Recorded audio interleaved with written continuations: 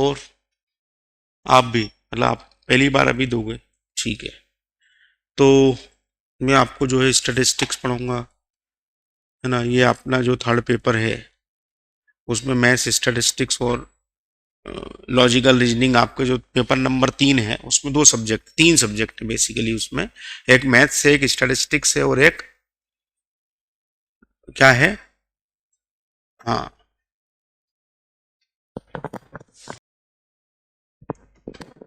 तो स्टैटिस्टिक्स पढ़ना है।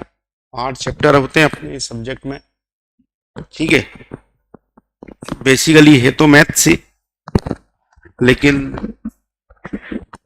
बहुत वैसा वाला मैथ्स नहीं है। अप्लाइड मैथ्स जो होता है वो अलग चीज हो जाती है। ये इसमें मैथ्स हम यूज करेंगे, कैलकुलेटर यूज करेंगे, लेकिन जितने ऑपरेशन कैलकुलेटर पे होते हैं बस वही यूज करेंगे। उसके अलावा हमको इसके अंदर मैथ्स का कोई भी काम नहीं पढ़ना। Plus minus multiply divide root निकालना वगैरह वगैरह, बेसिक जो मैथमेटिक्स है वो हमको इसमें यूज होगा। बेसिकली स्टैटिस्टिक्स है तो ब्रांच मैथमेटिक्स की, लेकिन इसकी एप्लीकेशंस इतनी ज़्यादा है कि ये लगभग हर सब्जेक्ट के साथ पढ़ा जाता है। इसको आप साइंस में भी पढ़ते हैं, इसको आप कॉमर्स में भी पढ़ते हैं, इसको आप आर्ट्स में भी पढ़ते हैं। जैसे इकोनॉमिक्स में यूज़ होगा, सोशल साइंस में यूज़ होगा, है ना, मनोविज्ञान जो सब्जेक्ट है, साइकोलॉजी, उसमें यूज़ होगा, वहाँ पे भी यूज़ होता है। उसके बाद जो है मैनेजमेंट के सब्जेक्ट जो होते हैं, बीबीए, एमबीए, उसमें भी इसका उपयोग किया जाता है ना, क्योंकि रिसर्च का मेथोडोलॉजी आती है तो वो सब इसमें लग जाती है।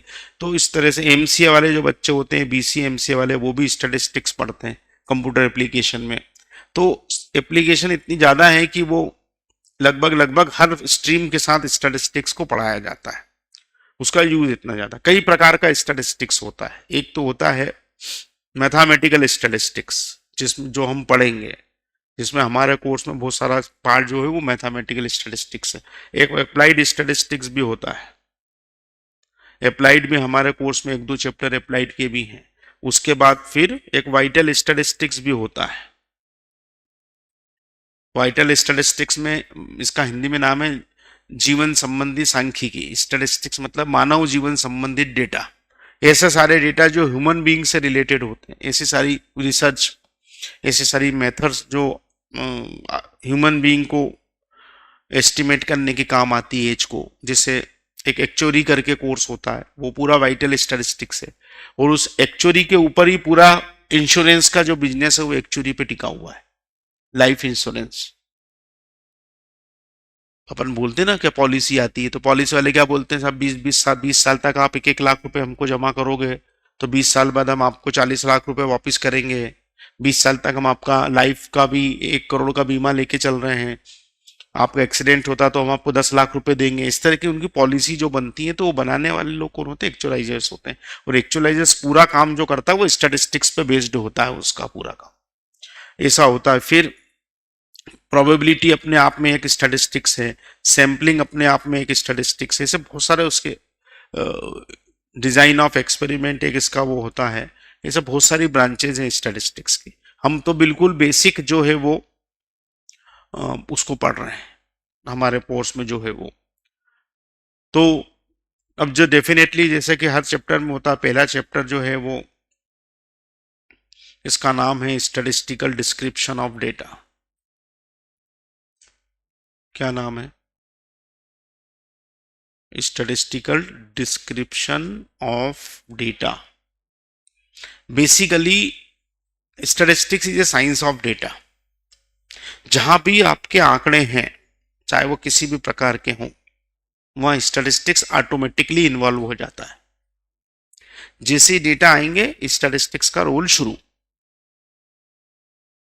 तो स्टैटिस्टिकल डिस्क्रिप्शन ऑफ डेटा से मतलब ये है कि डेटा का हम स्टैटिस्टिकल एनालिसिस किस तरीके से करते हैं, वो इस चैप्टर में, मतलब ये बेसिकली बेसिक चैप्टर है, जिसके अंदर हमको इस सब्जेक्ट के बेसिक टर्मिनोलॉजी से इंट्रोड्यूस किया जा रहा है। कि बेसिक टर्मिनोलॉजी इसमें, जैसे वेरिएबल क्या होते हैं, वेरिएबल सुना है, कांस्टेंट वेरिएबल कभी सुना हो। कांस्टेंट की वैल्यू फिक्स होती है, वेरिएबल की वैल्यू चेंज होती रहती है। तो वेरिएबल मतलब ऐसे न्यूमेरिकल कैरेक्टर्स हैं, अब वो चेंज होती रहती में भी मामला गड़बड़ है थोड़ा सा। ऐसे न्यूमेरिकल कैरेक्टर्स जो मेजरेबल होते हैं, जिनको मेजर किया जा सकता है, वो जो वेरी करते हैं पर्सन टू पर्सन, वो वेरिएबल कहलाते हैं। इसलिए उनका नाम वेरिएबल है, क्योंकि वो वेरी करते हैं। जैसे आप सब लोगों के टेस्ट के मार्क्स अलग अलग आएंगे कि नहीं आएंगे, तो मार्क्स वेरिएबल है। आप सब लोगों की हाइट अलग अलग आएगी कि नहीं आएगी, मेजरेबल भी है। हाइट को आप मीटर, सेंटीमीटर में, फीट में लिख सकते हो, वेरिएबल है। आप सब लोगों का वजन ग्राम किलोग्राम में आएगा, वेरिएबल है। आप सब लोगों की एज, जिसको हम ईयर्स में, मंथ में लिखते हैं, वेरिएबल है। आप सब लोगों की फैमिली की इनकम, वेरिएबल है। आप सब लोगों की फैमिली का एक्सपेंडिचर, वेरिएबल है। तो वेरिएबल मतलब ऐसे न्यूमेरिकल कैरेक्टर्स होते हैं जो कि मेजरेबल होना चाहिए और जिनकी वैल्यू क्या होती है, वेरी करती है, वो वेरिएबल कहलाते हैं। और स्टैटिस्टिक्स पूरा वेरिएबल पे टिका हुआ है, क्योंकि जैसे ही वेरिएबल होगा, जब भी, और वेरिएबल की हम बात करेंगे, और जब भी वेरिएबल होगा तो उसकी बहुत सारी वैल्यूज होंगी, और जैसे ही बहुत सारी वैल्यूज आ जाएंगी मामले में, तो हम बोलेंगे कि जो है स्टैटिस्टिक्स अब यहां हम अप्लाई करेंगे, ऐसा। ठीक है। तो वेरिएबल का मतलब क्या समझ में आया? अब एक आध एग्जांपल वेरिएबल का आप दे दो। मैंने तो बहुत सारे बताए आपको, आपके दिमाग में कोई वेरिएबल का एग्जांपल? अच्छा, एक दुकानदार का अलग अलग महीने का प्रॉफिट क्या वेरिएबल हो सकता है कि नहीं हो सकता? क्या उसका प्रॉफिट हर महीने फिक्स रहेगा? चेंज होगा। अगर वो 12 महीने का प्रॉफिट लिखेगा, तो 12 महीने के प्रॉफिट अलग अलग वेरी करेगा। मार्च में अलग कमाया, अप्रैल में अलग कमाया, है ना, जून जुलाई में उसका प्रॉफिट अलग हो गया, तो वो वेरी करेगा हर मंथ के हिसाब से। तो वो वेरिएबल हुआ कि नहीं हुआ? अच्छा, एक शहर का 12 घंटे का टेम्परेचर वेरिएबल है कि नहीं है? टेम्परेचर को आप मेजर कर सकते हो, किसमें मेजर करते हैं? डिग्री में। इतने डिग्री टेम्परेचर, अभी तो रोज देखते हैं कम ज्यादा ठंड हो रही है तो, और दिन भर वेरी करता है, 12 घंटे एक जैसा नहीं रहता, बढ़ता घटता रहेगा। हेलो, अरे ये स्क्रीन बंद हो गई संस्कार यार। फिर टेम्परेचर एक वेरिएबल है, बोलो हाँ कि ना? अच्छा, आपके द्वारा रोज ट्रेवल किया गया डिस्टेंस वेरिएबल हुआ कि नहीं हुआ? डिस्टेंस को आप काय में मेजर करोगे? किलोमीटर में। किसी दिन आप 5 किलोमीटर चले, किसी दिन 10, किसी दिन 40 किलोमीटर ज्यादा घूम लिए, तो 30 महीने का अगर रिकॉर्ड देखेंगे तो एक जैसा आएगा क्या? आप लोगों का रोज का जेब खर्च फिक्स है क्या? ऑटो वाले की रोज की इनकम फिक्स है क्या? ठेले सब्जी बेचने वाले की रोज की इनकम फिक्स है क्या? नहीं है। सेल दुकानदार की, चाय बेचने वाले की रोज की सेल तो फिक्स थोड़ी, क्या रात जाऊंगा 5,000 की चाय बेच के आ जाऊंगा, कभी कम कभी ज्यादा। तो ये जितने एग्जाम्पल मैं आपको बता रहा हूँ, लॉस, प्रॉफिट, इनकम, एक्सपेंडिचर, ये सब किसके एग्जाम्पल हैं? प्रोडक्शन, एक कंपनी में प्रोडक्शन होता, कपड़ा बना रही है साहब, तो कभी उनने क्या सवाल 200 टन, 200 मीटर कपड़ा बना, कभी 300 मीटर कपड़ा बना, कभी 500 मीटर कपड़ा बना, तो वो प्रोडक्शन भी क्या हुआ? वेरिएबल हो गया। तो sales, production, income, expenditure, profit, loss, ये सब क्या है? वेरिएबल है, ये वेरी करते हैं। एक शहर की अलग अलग हर महीने की पॉपुलेशन क्या वेरी की फिक्स? हर महीने बदलेगी। एक शहर में हर महीने होने वाली नंबर ऑफ डेथ चेंज करेगी, वेरिएबल है। हर महीने होने वाले बर्थ वेरिएबल है। All these are the example of variable. तो वेरिएबल जहां भी होता है वहां बहुत सारी वैल्यूज होती है। तो स्टैटिस्टिक्स में ये व्यवस्था की गई है कि जब भी वेरिएबल लिया जाएगा, उस वेरिएबल को हम एक्स से रिप्रेजेंट करेंगे। किससे रिप्रेजेंट करेंगे? एक्स से। ठीक। और वो एक्स, जैसे मान लो हमने बोला कि एक बंदा काम करता है और एक्स उसकी इनकम को रिप्रेजेंट कर रहा है, तो एक दिन उसने 20 रुपए कमाए, एक दिन उसने 50 कमाए, एक दिन उसने 100 कमाए, एक दिन उसने 80 कमाए, एक दिन 150 भी कमाए, फिर एक दिन 90 कमाए, फिर एक दिन 80 कमाए। ये उसकी इनकम है जो कि वेरी कर रही है, रोज बदल रही है। तो हम ये बोलेंगे कि एक्स क्या कर रहा है, उस बंदे की इनकम को रिप्रेजेंट कर रहा है। एक्स की वैल्यू पहले दिन कितनी है, 20 रुपीज, दूसरे दिन 50 रुपीज, तीसरे दिन 100 रुपीज, चौथे दिन 80 रुपीज, पांचवें दिन 150, और छठे दिन 90, और फिर सातवें दिन 90 रुपीज, 80 रुपीज उसकी इनकम। तो इनकम वेरी कर रही है। तो हम ये बोलेंगे कि एक्स उस बंदे की इनकम को रिप्रेजेंट कर रहा है, और ये उस बंदे की इनकम का डिस्ट्रीब्यूशन है। क्या है उस बंदे की इनकम का ये डिस्ट्रीब्यूशन, इसको हम बोलेंगे इनकम डिस्ट्रीब्यूशन। क्या बोलेंगे, इनकम डिस्ट्रीब्यूशन। अभी मैं बोल दूं कि ये एक बंदे की दुकान है और एक्स उसकी सेल को रिप्रेजेंट कर रहा है। किसी दिन उसने 500 रुपए का सामान बेचा, किसी दिन 150 का ही, किसी दिन 400 का, किसी दिन 600 का, किसी दिन उसका 1000 का भी सेल हुआ, किसी दिन 800 का हुआ, किसी दिन वापिस 400 का हुआ। तो अब ये इनकम डिस्ट्रीब्यूशन था, तो ये क्या हो जाएगा, ये सेल्स डिस्ट्रीब्यूशन हो जाएगा। डिस्ट्रीब्यूशन का मतलब समझ में आया कि नहीं आया, क्योंकि इस शब्द का इस्तेमाल हम कई बार करेंगे। यूं तो मतलब डिस्ट्रीब्यूट का मतलब होता है बांटना। क्या होता है भाई, डिस्ट्रीब्यूट का मतलब हिंदी में क्या बोलोगे, बांटना ही होगा ना।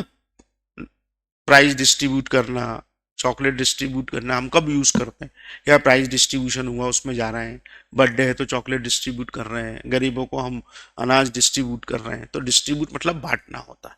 वहीं से इन्होंने बना दिया डिस्ट्रीब्यूशन, मतलब हमने एक्स की वैल्यू जो है उसको बांट करके लिखा हुआ है, तो वो क्या कहलाएगा, डिस्ट्रीब्यूशन कहलाएगा। और ये जो भी वेरिएबल होगा उसका अपना एक डिस्ट्रीब्यूशन जरूर होगा।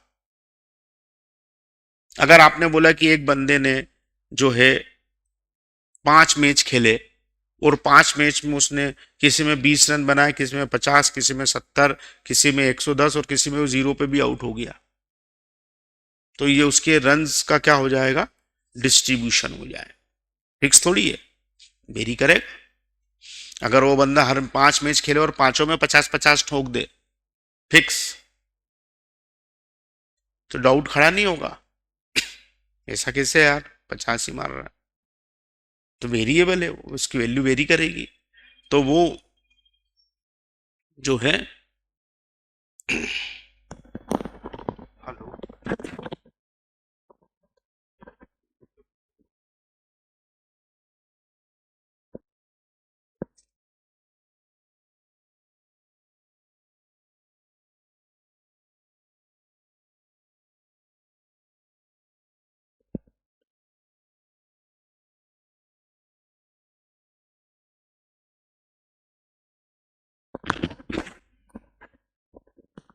चलिए तो 20, 50, 70, अब उसका वेरिएबल, तो ये रन्स डिस्ट्रीब्यूशन कहलाएगा। वेरिएबल हर जगह है जीवन में, वेरिएबिलिटी है तभी तो लाइफ चल रही है। कांस्टेंट मामला हो गया तो मामला खत्म।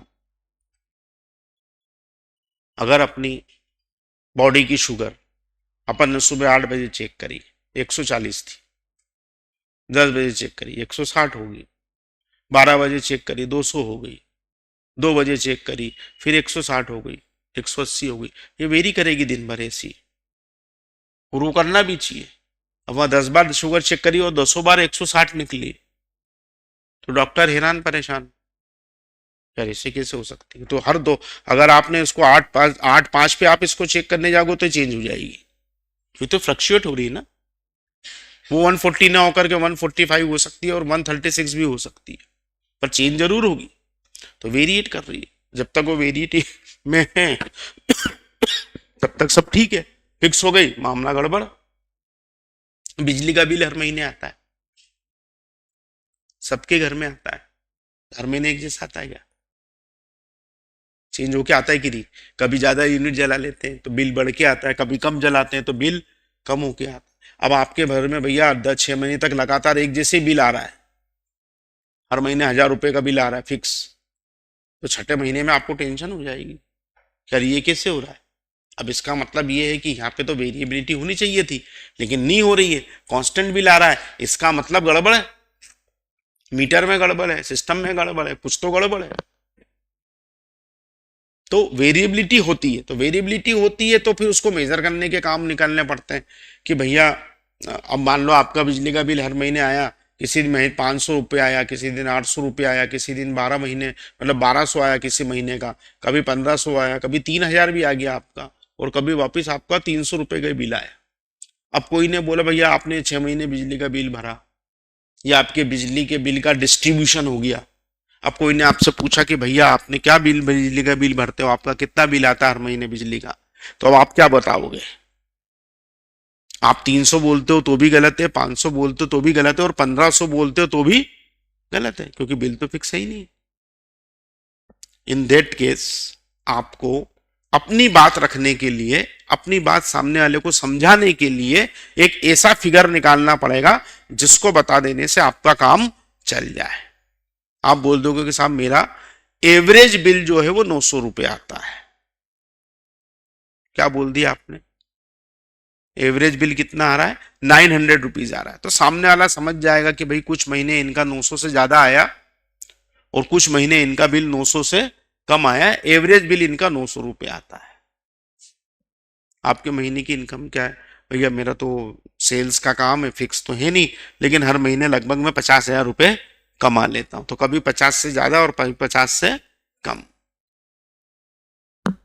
समझ में आ रही ना? तो एक जब भी वेरिएबल होगा उसकी बहुत सारी वैल्यूज होंगी। अब जैसी बहुत सारी वैल्यूज होंगी तो उनको रिप्रेजेंट करने के लिए अपने को एक वैल्यू लगेगी। बोलो हाँ कि ना? और वो एक वैल्यू ही इन सब वैल्यूज को क्या करेगी? रिप्रेजेंट करेगी। वो एक वैल्यू है, उसको नाम क्या दे दिया गया है? एवरेज। आप जीवन में कई बार डेली लाइफ में एवरेज यूज कर लेते हो। अभी आप क्लास अटेंड करने आ रहे हो, कोई आपसे पूछेगा कि यार कितने घंटे क्लास लगती है, आप बोलोगे यार 5 घंटे लगती। तो कभी 5 से कम, कभी 5 से ज्यादा, कभी 3 पीरियड लगेंगे, कभी 6 भी लग जाएंगे।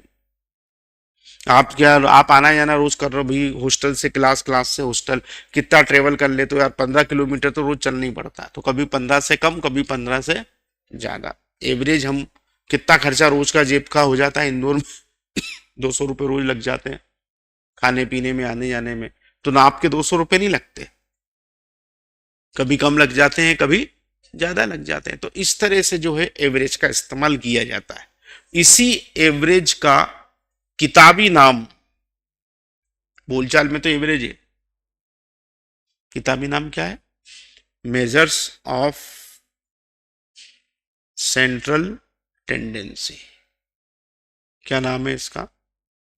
मेजर्स ऑफ सेंट्रल टेंडेंसी, जिसको हम आम बोलचाल की भाषा में क्या बोलते हैं? एवरेज बोलते हैं। और ये जो है, ये हमारा चैप्टर नंबर क्या है? 2 है। जब भी हमारे पास कोई डिस्ट्रीब्यूशन आएगा, सबसे पहला काम हम करेंगे उसकी सेंट्रल टेंडेंसी निकालनी पड़ेगी, क्योंकि उसको रिप्रेजेंट कैसे करेंगे? रिप्रेजेंट करना पड़ेगा ना। तो रिप्रेजेंट कैसे करेंगे? अब 10 वैल्यू दे रखी तो 10 तो बताने से रहे, तो एक वैल्यू बताने पड़ेगी। तो सबसे पहले हमको क्या निकालना पड़ेगा? एवरेज निकालना पड़ेगा। उसी एवरेज का दूसरा नाम है मेजर्स ऑफ सेंट्रल टेंडेंसी, केंद्रीय प्रवृत्ति के माप।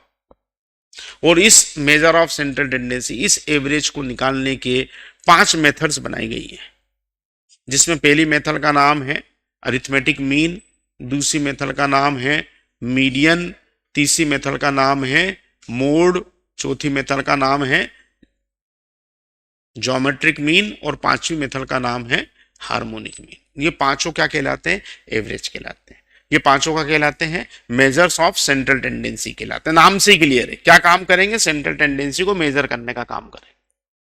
मेथड्स हैं मैथमेटिकली, नाम उनके दे दिए गए, जिसने बनाने वाले ने उसको जो नाम पसंद आया वो उसने रख दिया। तो मीन बनाने वाले ने उसका नाम अरिथमेटिक मीन रख दिया, तो ज्योमेट्रिक मीन वाले ने उसका नाम ज्योमेट्रिक मीन रख दिया, तो हार्मोनिक वाले ने उसका नाम हार्मोनिक मीन रख दिया। तो इस प्रकार किसी भी वेरिएबल के डिस्ट्रीब्यूशन की सेंट्रल टेंडेंसी को कैलकुलेट करने के लिए आपके पास कितनी मेथड्स हो गई? 5। कौन कौन सी? Arithmetic mean, median, mode, geometric mean और हार्मोनिक मीन। पांचों एवरेज भी कहलाते हैं, पांचों मेजर्स ऑफ सेंट्रल टेंडेंसी भी कहलाते हैं। और इन पांचों में आमतौर पे जब भी आप किसी से एवरेज निकालने की बात करोगे कि यार एवरेज निकाल दे, तो आदमी अरिथमेटिक मीन का इस्तेमाल करेगा। किसका? अरिथमेटिक मीन का। उसकी नजर में एवरेज मतलब मीन, वो मीन निकाल देगा, क्योंकि उसको इन चारों के बारे में बहुत ज्यादा जानकारी नहीं है। ये चार भी एवरेज ही है, ये वही काम कर रहे हैं जो मीन कर रहा है। ये चारों डिस्ट्रीब्यूशन की सेंट्रल टेंडेंसी को ही निकाल रहे हैं, लेकिन मीन ज्यादा पॉपुलर है, ज्यादा लोग उसके बारे में जानते हैं, ज्यादा उसको पढ़ाया जाता है। और सबसे अच्छी बात यह है कि इन पांचों में सबसे बेस्ट एवरेज कौन है? वही है। तो बेस्ट होने के कारण भी उसका इस्तेमाल ज्यादा होता है, और इसलिए लोग उसको जानते हैं कि हाँ एवरेज पूछा मतलब मीन निकाल दो। तो लोगों की नजर में एवरेज मतलब मीन है, और मीन मतलब एवरेज है। लेकिन एवरेज को कैलकुलेट करने की चार मेथड्स और हैं, जिनके नाम क्या है? Arithmetic mean, median, mode, geometric mean and harmonic mean. ये हमारा चैप्टर नंबर 2 है, जिसके अंदर हमको इन सारे मेजरमेंट्स के बारे में पढ़ना है। इसके पहला वाला जो चैप्टर हम जिसके बारे में बात कर रहे थे वो है स्टैटिस्टिकल डिस्क्रिप्शन ऑफ डेटा, जिसके अंदर आपको ये बताया जाएगा कि डेटा क्या होता है। सबसे पहले तो यहां से बात शुरू होगी। किसी भी न्यूमेरिकल इंफॉर्मेशन को डेटा बोला जाता है। जानकारी है तो जानकारी है, लेकिन वो संख्यात्मक जानकारी है तो फिर वो क्या है? डेटा है। और ये दो प्रकार से होते हैं, एक प्राइमरी और एक सेकेंडरी डेटा। प्राइमरी वो होते हैं जो इन्वेस्टिगेटर जिसको जरूरत है वो खुद कलेक्ट करे, वो सेकेंडरी वो होते हैं जो किसी और ने करे और मैंने उससे ले लिए, तो सेकेंडरी डेटा होते हैं। फिर डेटा कलेक्शन की मेथड्स होती हैं, किस तरह से डेटा कलेक्ट किए जाते हैं। प्राइमरी डेटा को कलेक्ट करने की मेथड्स होती हैं, इंटरव्यू लेकर के, फॉर्म भरवा के, टेलीफोनिक इंटरव्यू लेकर के, डायरेक्ट इंटरव्यू, इनडायरेक्ट इंटरव्यू, ये मेथड्स होती हैं। फिर डेटा जब कलेक्ट हो जाते हैं तो उनको फिर क्लासिफाइड किया जाता है, बांटा जाता है, छांटना पड़ता है। रॉ मटेरियल है वो, तो उसको छांटोगे तो वो कहलाएगा क्लासिफिकेशन ऑफ डेटा। क्लासिफिकेशन करने के बाद उस डेटा को टेबल में बना करके लिखना पड़ता है ताकि सामने वाला उसको पढ़ के समझ सके, तो वो क्या कहलाएगा? टेबुलेशन। टेबुलेशन होने के बाद उन डेटा को प्रेजेंट करना पड़ता है, तो उनको प्रेजेंट करने के दो तरीके पुराने जमाने के चले आ रहे हैं। तब तो टेबल से ही काम चल जाता है, लेकिन पुराने जमाने में बोला जाता था भाई इसका डायग्राम बना के लाओ या ग्राफ बना के लाओ। तो डायग्राम और ग्राफ के माध्यम से हम उसको क्या करते हैं? प्रेजेंट करते हैं। तो ये चैप्टर नंबर 1 है जिसका नाम है स्टैटिस्टिकल डिस्क्रिप्शन ऑफ डेटा, उसमें आप क्या पढ़ेंगे? डेटा क्या होते हैं, प्राइमरी डेटा क्या होते हैं, सेकेंडरी डेटा क्या होते हैं, फिर डेटा कलेक्शन कैसे किया जाता है, क्लासिफाइड कैसे किया जाता है, टेबुलेट कैसे किया जाता है, और लास्ट में प्रेजेंट कैसे किया जाता है। तो प्रेजेंट में दो तरीके होते हैं, ग्राफ बना के ग्राफ पेपर पे आप प्रेजेंट कर दो, या डायग्राम बना दो, सर्कल डायग्राम बना दो, बार डायग्राम बना दो, है ना, ट्रेंगल डायग्राम बना दो, रेक्टेंगल डायग्राम बना दो, कुछ भी बना करके डायग्राम के माध्यम से हम उसको प्रेजेंट करते हैं। तो ये है हमारा चैप्टर नंबर 1। इसकी बात अपन करेंगे बाद में, और अपन अभी शुरू करेंगे कौन सा चैप्टर? चैप्टर नंबर का नाम 2 का क्या नाम है? चैप्टर नंबर 2 का नाम है मेजर्स ऑफ सेंट्रल टेंडेंसी। ठीक, मेजर्स ऑफ सेंट्रल टेंडेंसी, ये हो जाएगा। और इसको हम यहां से, आपको मेरी क्लास 12:30 से थी, ये दीपक सर ने बोला था, क्लास में बोला था। ठीक है, तो मेजर्स ऑफ सेंट्रल टेंडेंसी से अपन जो है वो यहां से इसको अब शुरू करना है। यहां से हमारा सब्जेक्ट स्टार्ट होता है, ऐसा हम मानते हैं। पहले तो चैप्टर में भूमिका बन जाती पूरी, क्या है क्या नहीं है। और मेन स्टैटिस्टिक्स स्टार्ट कहां से होता है? यहां से स्टार्ट होता है, जिसका थोड़ा बहुत आप सब लोगों ने पढ़ा भी होगा। मीन, मीडियन, मोड तो आमतौर पे बच्चे पढ़ लेते 9th-10th में ही। कहां से आए हैं? भोपाल के आसपास? हाँ हाँ, अच्छा बेटो। और अपन तो हैं, और तेरा तो उधर से आएगा, तू मेरे से मिल लेना, ठीक है। और आप इंदौर और होशंगाबाद, और अच्छा दोनों साथ में ही, ओके। और अपन तो उधर से आ गए, ठीक है। और अपन तो आ ही गए पुराने, ठीक है। तो मेजर्स ऑफ सेंट्रल टेंडेंसी नाम से ही क्लियर है। इस यहाँ हम हमारा सब्जेक्ट ऐसा है कि हमने कोई भी नाम अपना नहीं बनाया, जो उसका मीनिंग निकलता है उसको उठा करके हम यहाँ रख देते हैं। जैसे सैंपलिंग, तो सैंपल लेना सैंपलिंग हो गई, तो सैंपलिंग बन गया। जैसे डिस्ट्रीब्यूशन, वैल्यू को डिस्ट्रीब्यूट कर दिया तो डिस्ट्रीब्यूशन। ये सेंट्रल टेंडेंसी, तो किसी भी डिस्ट्रीब्यूशन की एक ऐसी सेंटर वैल्यू जिसको बताने से बाकी की वैल्यू बताने की जरूरत ना पड़े, बाकी की वैल्यू उसकी सराउंडिंग में ही है, आसपास में ही। हमने एक वैल्यू निकाल के बता दी कि ये एवरेज है, तो हमारा काम क्या हुआ, खत्म हो गया। अब बताओ, आप एवरेज नहीं होते तो कितनी दिक्कत है जीवन में।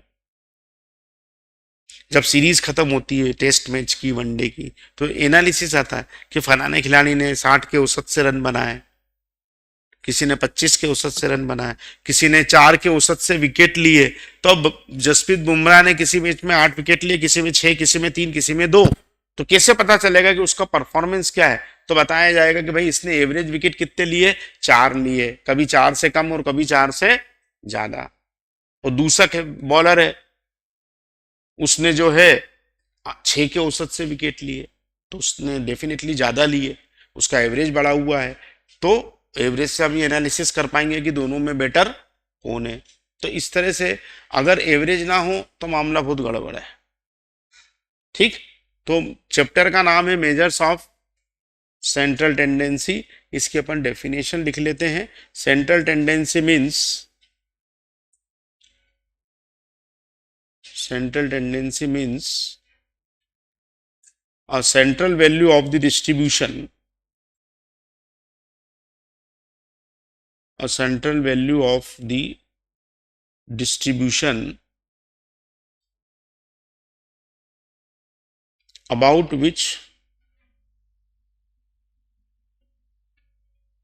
the remaining values are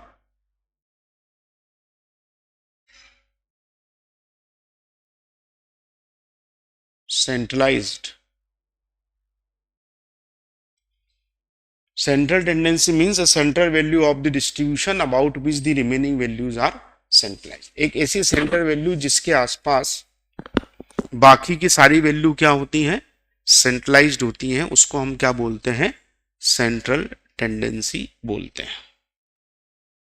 जिसके आसपास बाकी के हो, जिसको हम बता दें तो हमारा काम जो है वो हो जाए, उसको हम सेंट्रल टेंडेंसी बोलते हैं। To measure central tendency, to measure central tendency of the distribution, to measure central tendency of the distribution, we have 5 measurements. इसको पूरा लिख देता हूं, नहीं तो आपको लगेगा कि क्या लिखा हुआ है। of the distribution, to measure central tendency of the distribution we have 5 measurements. हमारे पास कितने मेजरमेंट हैं, 5 मेजरमेंट हैं। we have 5 measurements which are also known as average, जो कि एवरेज भी कहलाते हैं, which are also known as average and given as follows. किसी भी डिस्ट्रीब्यूशन की सेंट्रल टेंडेंसी को मेजर करने के 5 तरीके बनाए गए। बहुत स्टार्टिंग में, बहुत पुरानी बात है, मतलब हम समझ ले कि 16वीं शताब्दी से सब्जेक्ट शुरू हो गया था। सबसे पहले अंग्रेजों ने भी नहीं, हिंदुस्तानियों भी नहीं, इसको ग्रीक जो देश है वहां के लोगों ने इसको शुरू किया समझना। जो स्टैटिस्टिक शब्द आया ये वहीं की लैंग्वेज में आया है, मीन शब्द आया है ये वहीं की लैंग्वेज में आया है, मीडियन शब्द आया है ये वहीं की लैंग्वेज में आया। तो वहां के लोगों ने इसको पढ़ा पहले, समझा। आपको बहुत सारे नाम जो हैं वो आपको उसके अंदर वहां के लोगों के मिलेंगे। अगर आप देखोगे कि ये सब्जेक्ट में जब भी कोई डेफिनेशन वगैरह आप लोगे तो आपको लगा कि ये वहां के लोग हैं। हाँ हाँ बोल। हम्म ठीक है, ठीक है, ठीक है, ओके। तो to measure the centre tendency of the distribution we have 5 measurements which are also known as average. Which नाम कैसे हैं उनके? पहले नंबर पे कौन आता है? अरिथमेटिक मीन आता है, ठीक। फिर दूसरे नंबर पे मीडियन, तीसरे नंबर पे मोड, चौथे नंबर पे ज्योमेट्रिक मीन, ठीक। और पांचवें नंबर पे जो आता है वो आता है हार्मोनिक मीन।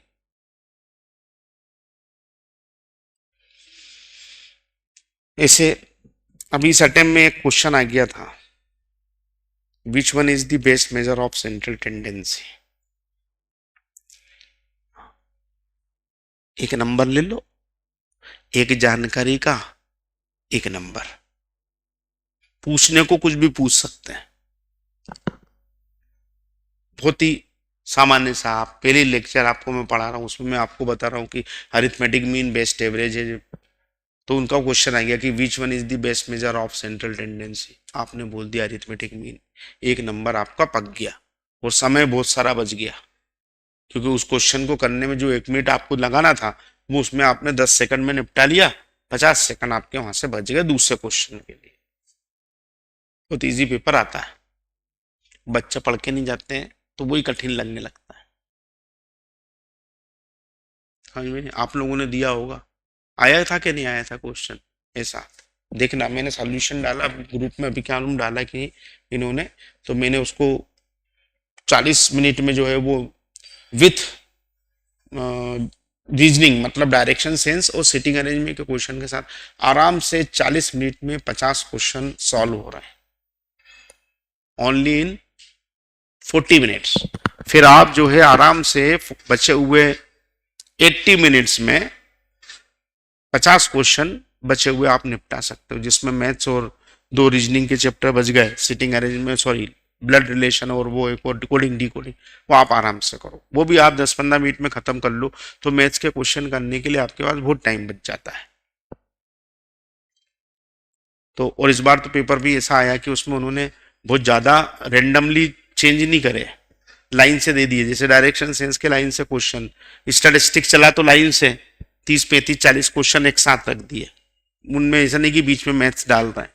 मैथ्स में भी उनने बोला आपकी सिंपल इंटरेस्ट कंपाउंड इंटरेस्ट वाला जो टॉपिक है टाइम वैल्यू मनी, तो वो लगातार उसके 8-10 क्वेश्चन उन्होंने डाल दिए। तो पेपर ऐसे ही आता है।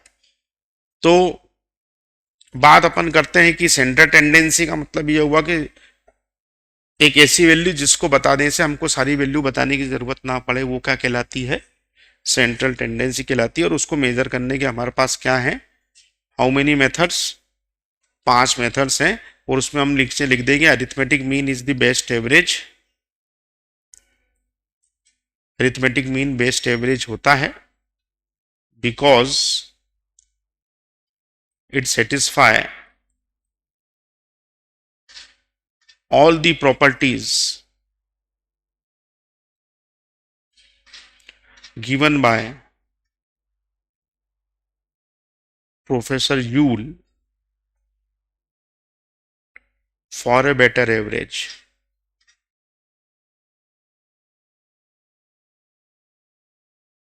अरिथमेटिक मीन जो है वो बेस्ट एवरेज क्यों है? क्योंकि एक यूल साहब जो थे ये भी उधर के ही हैं, और इनको जितना पुराना सब्जेक्ट है उतना पुराना इनको माना गया है, समझ में? बहुत शुरुआती दिनों में। तो यूल साहब ने फिर ये तय किया कि भाई 5 मेथड्स अगर हैं तो सबसे अच्छी मेथड कौन सी होनी चाहिए, क्योंकि लोग पूछते हैं यार तुमने तो 5 तरीके बता दिए, कौन सा लगाएं? कोई बोलेगा यार मैं तो मीडियन लगाऊंगा सरल है, कोई बोलेगा यार मैं मोड लगाऊंगा वो और सरल है, कोई बोलेगा नहीं यार मैं ज्योमेट्रिक में निकालूंगा उससे अच्छा आंसर एक्यूरेसी के साथ आएगा। सबके अपने। तो फिर तय ये किया जाए कि भाई इन 5 में सबसे अच्छा कौन है? तो इन सबसे अच्छा कौन है? मीन है। क्यों है?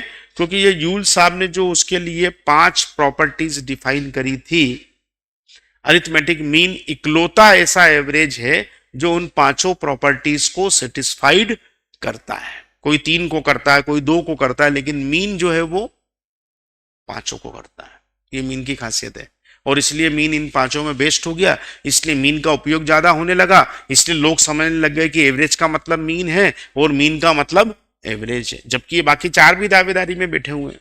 लेकिन इन चारों में कमियां ज्यादा है मीन की तुलना में, कहीं कहीं ये कमजोर पड़ जाते हैं। इसके कारण से इनको बहुत ज्यादा प्रैक्टिकल पर्पस से यूज नहीं किया जाता है। किनको? Median, mode, geometric mean, harmonic mean. ठीक है साहब। अब जूल साहब की क्या बातें थी, क्या शर्तें थी, क्या था क्या नहीं था, वो अपन बाद में कल डिस्कस करें। आपकी ये जो बैच है ये 24 तारीख से शुरू हुई है, 24 से 24 फरवरी, 24 फरवरी से 24 मार्च, 24 मार्च से 24 अप्रैल, और लगभग लगभग 5 से 7 मई तक या शायद 10 मई तक ये जाए। ठीक। अब इसको लेकर के बहुत कंफ्यूजन है, जो भी सुन रहे हैं या जो बाद में देखेंगे रिकॉर्डेड तो समझ लें कि ये तो रिपीटर बेच है, ये फलाना है ठिकाना है, ये क्रैश बेच है, नाम कुछ भी दे दो, फास्ट ट्रैक बेच, क्रैश बेच और जिद बेच और जोश बेच और फलाना और ठिकाना और आग लगा देंगे बेच। सीए फाउंडेशन, सीए का कोई भी कोर्स है, चाहे वो सीए फाउंडेशन हो, चाहे वो इंटर हो, चाहे वो फाइनल हो, वो कभी भी क्रैश के नाम पे नहीं पढ़ाया जा सकता। उसमें कोई गुंजाइश नहीं है कि मैं कोई चीज कम देखो, जहां से ये क्रैश शब्द आया है उसका अपन थोड़ा सा एनालिसिस करें। क्रैश बेस चलाते हैं आईआईटी वाले, नीट वाले, जो एक दूसरी कॉम्पिटिटिव एग्जाम्स होते हैं ना, या पीएससी वेएससी की एग्जाम्स आईएएस की होती है, ये क्रैश चलाते हैं। ये क्रैश कैसी होती है कि भैया हम 2 साल का कोर्स ऑफर कर रहे हैं, इसमें हम आपको ये चैप्टर पढ़ाएंगे और इन सब के अंदर अब हम आपको 5-5 बुकलेट फॉलो करवाएंगे। कितनी? 5-5। ये 2 महीने का कोर्स है, 2 साल का कोर्स है। इसमें हमारी क्लास वीक में 3 दिन लगेगी। इसकी फीस हमारी 2 लाख रुपए है। सिलेबस वही है। फिर उनने कहा साहब हमारी ये दूसरी 1 साल की भी बैच है, इसमें हम ये सब चैप्टर करवाएंगे, लेकिन इसमें हम अब 3-3 ही सॉल्व करवाएंगे और ये हमारी वीक में 4 दिन लगेगी। टाइम कम है, समझ में? अब भैया ऐसे करके फिर एक 6 महीने का भी डिजाइन कर दिया और एक बच्चा आ गया कि साहब मेरे को तो 4 महीने में ही करा दो,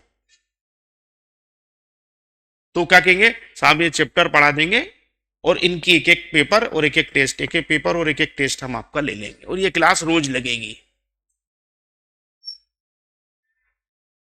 समझ में आया? तो 2 साल वाली वीक में 3 दिन लग रही है, तो महीने में कितनी लगेगी? 12, 14 क्लास।